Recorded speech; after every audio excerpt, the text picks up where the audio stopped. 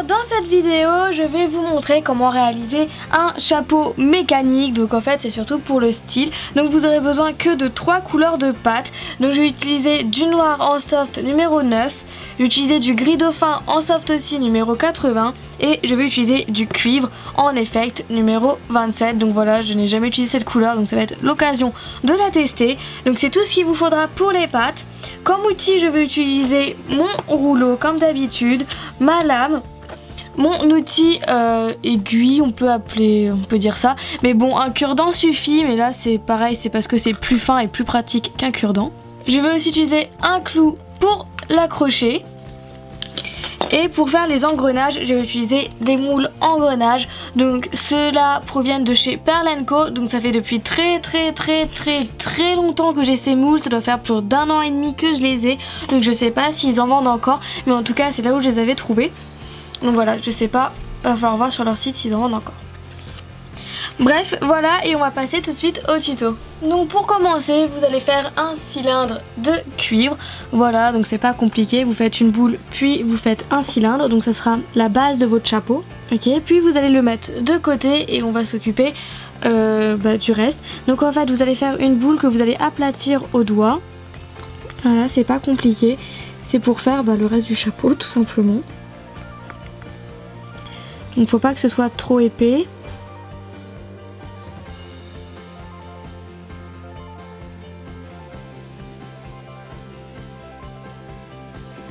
Faut quand même que ce soit proportionnel. Vous voyez que moi, mon chapeau est trop haut.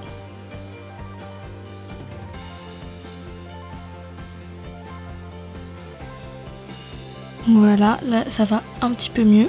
Donc voilà la base du chapeau et maintenant on va faire tout ce qui va avec pour décorer. Donc déjà vous allez bien le fixer au milieu. Ok, donc là ça va, il est bien fixé.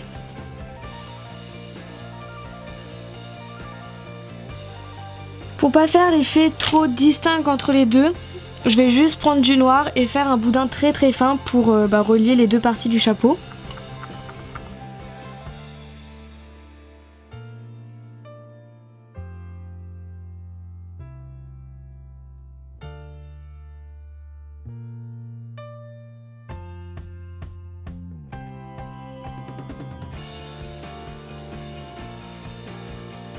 Voilà, et on va pouvoir passer à la mécanique si je peux dire.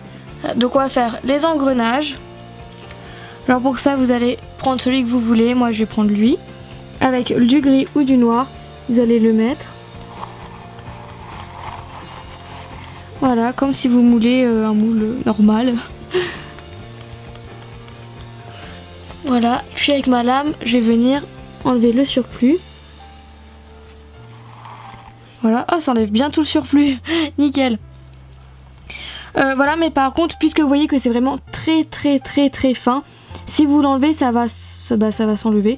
Voilà, ça va casser. Donc du coup, je vais faire tous les engrenages que je voudrais à peu près en gris et en noir. Puis j'irai le mettre au frigo pour que la pâte durcisse.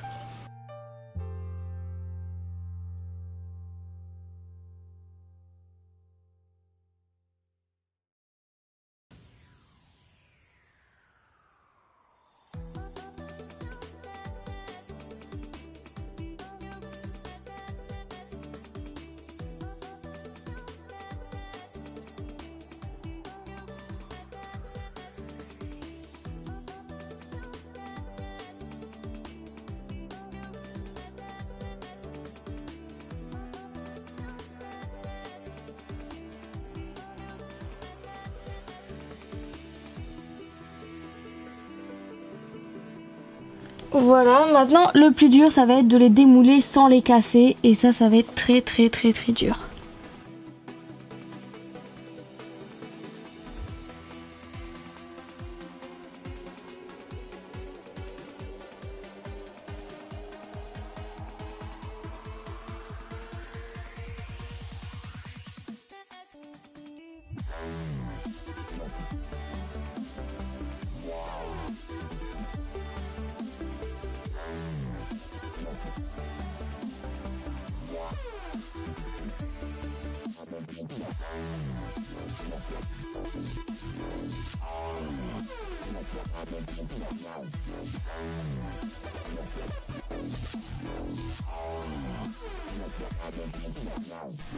Ok, donc là vous voyez que j'en ai cassé quelques-uns en démoulant, mais bon ça gêne pas, je trouve que ça donne plutôt un style assez bien, moi j'aime bien, ça sert vraiment à rien. Voilà, et ensuite vous allez les placer comme vous voulez sur le chapeau.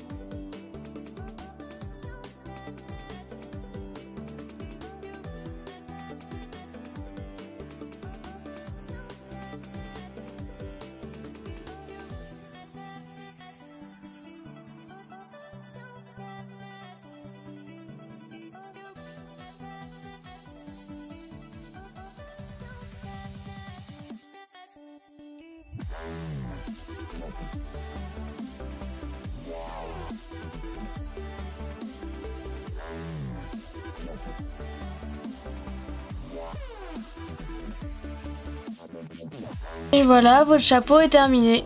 Vous avez plus qu'à mettre un clou. Donc moi j'ai décidé de faire qu'une moitié, tout simplement parce que je vais le mettre en broche. Voilà, donc je vais le couper en deux. Ça ne servait à rien pour moi de faire tout le tour. Donc voilà, j'aime beaucoup l'idée, je trouve que ça change beaucoup. Et personnellement je pense que je vais faire une collection de bijoux mécaniques. Je sais pas, je verrai. J'y réfléchis parce que je trouve que ça donne un aspect assez bien, surtout du fait que ce soit un petit peu cassé ici. Je trouve que ça peut faire pas mal du tout. Du coup je vais couper pour voir ce que ça donne.